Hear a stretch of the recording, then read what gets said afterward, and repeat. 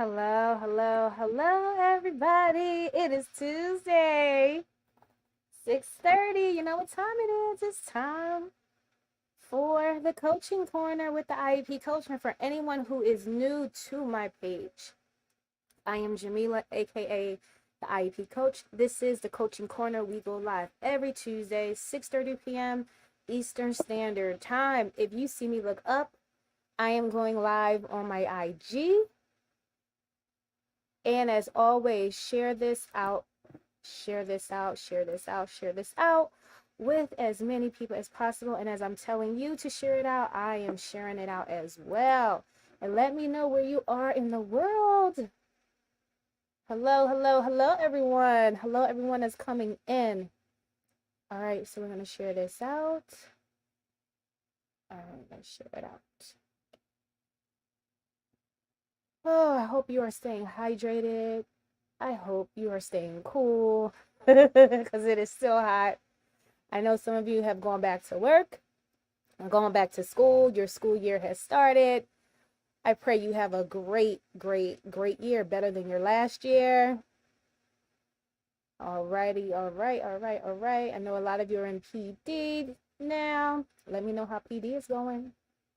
Let me know how it's going. All righty. Okay, so let's share out this live.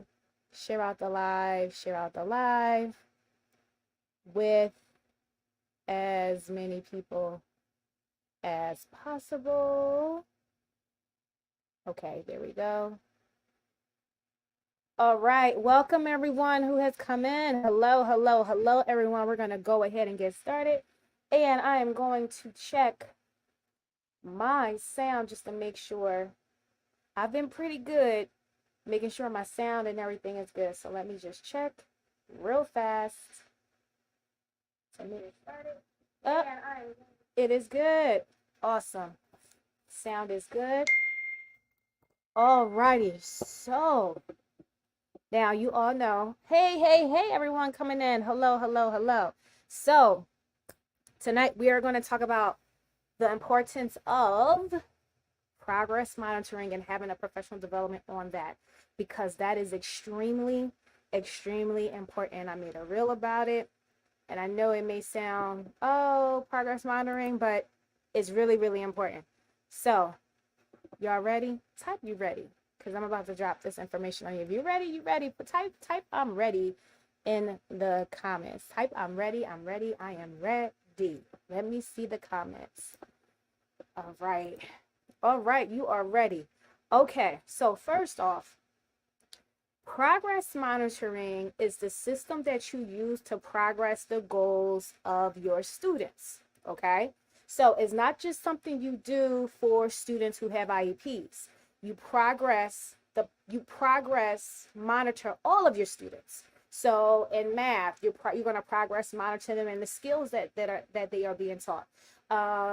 Same thing with ELA, literacy, and math, science. So you progress monitor the skills that you have instructed your students on. Now, specifically with students who have IEPs, because they have goals, you have to progress monitor those goals, so that way you can see, are they improving and progressing towards mastering those goals, or are they regressing? Are they not really making the improvement towards mastering the goal? Okay, so that's what progress monitoring is. You're monitoring the progress of the students. Okay, now, how do you go about progress monitoring? Now, every school does something different. Some schools actually have progress monitoring systems. They may use an electronic program like an Ames Web program. That's something that I used to use in my old school. So our IEP goals were aligned with the Ames Web system. So how we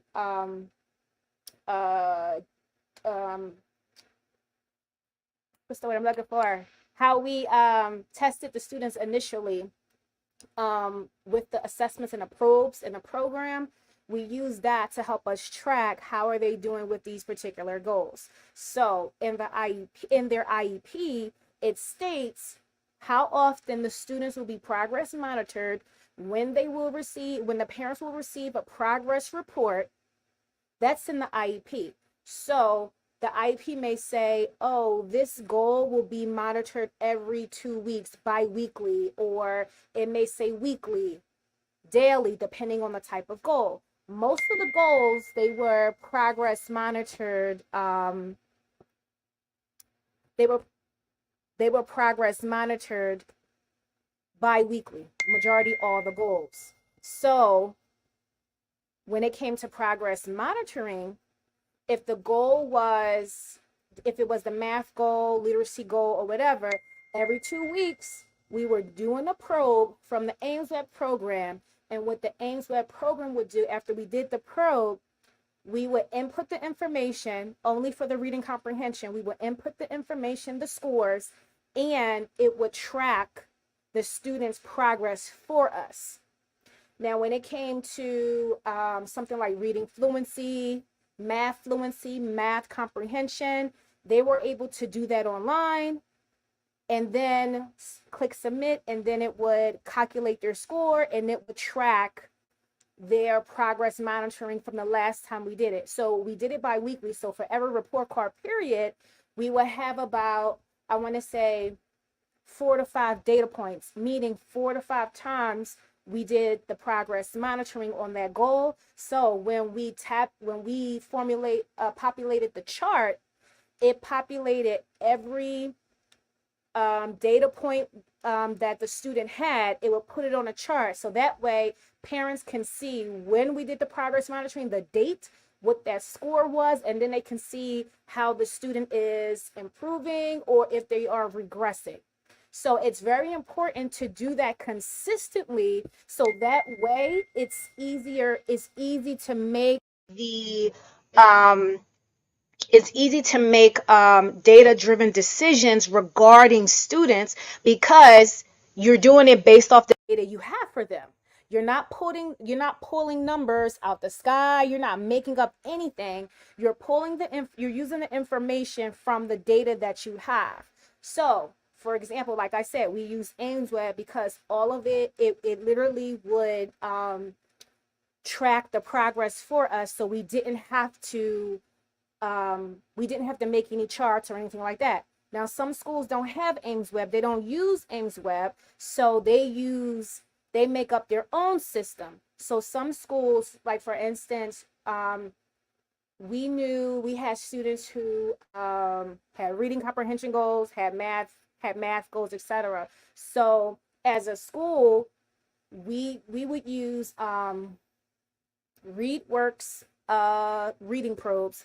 And as a school, we decided, okay, we're going to use this number for this particular grade. This is the comprehension probe we're going to use for reading comprehension.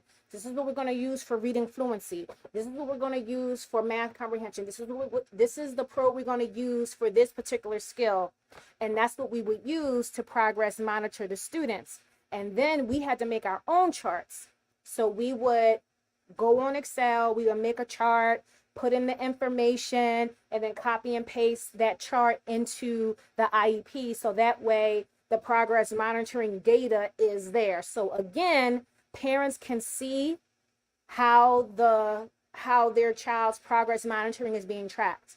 Now, another reason that this is extremely important is because when you have those conversations with parents to say, oh, your child is not doing well, they're not making progress, and then the parent is like, well, why not? I didn't know. Or you need data to show them. You can't just say, oh, they're not doing well or they are doing well with no data to back up what you're saying. So this is a reason why progress monitoring is so important, and it's extremely important that you do it consistently.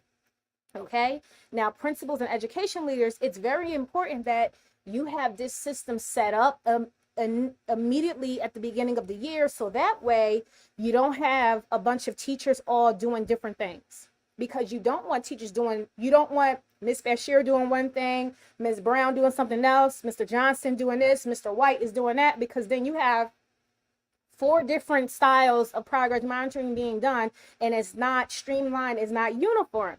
So you do want a uniform system so that way everyone is aware this is how we're going to collect data. This is how we're going to progress monitor. This is how we're going to do the reports. This is when we're going to present the reports to parents. So that way you are always in a know of, one, how your students are being progress monitored, how their data is being tracked.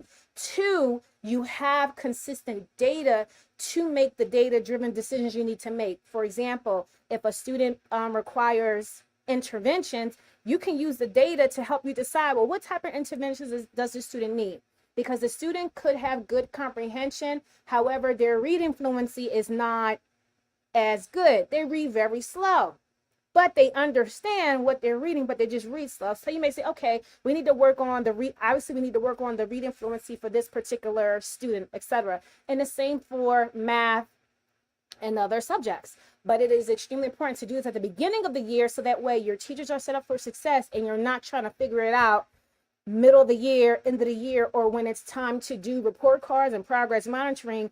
You're trying to put a system together, throw a system together that should have already been in place from the jump at the very beginning of the year. So it is very, very, very important that that is done at the beginning of the year. And it's a very organized, streamlined system. So that way you don't have a number of teachers just doing what they want, how they want to do it. You want it to be uniform. You want it to be streamlined.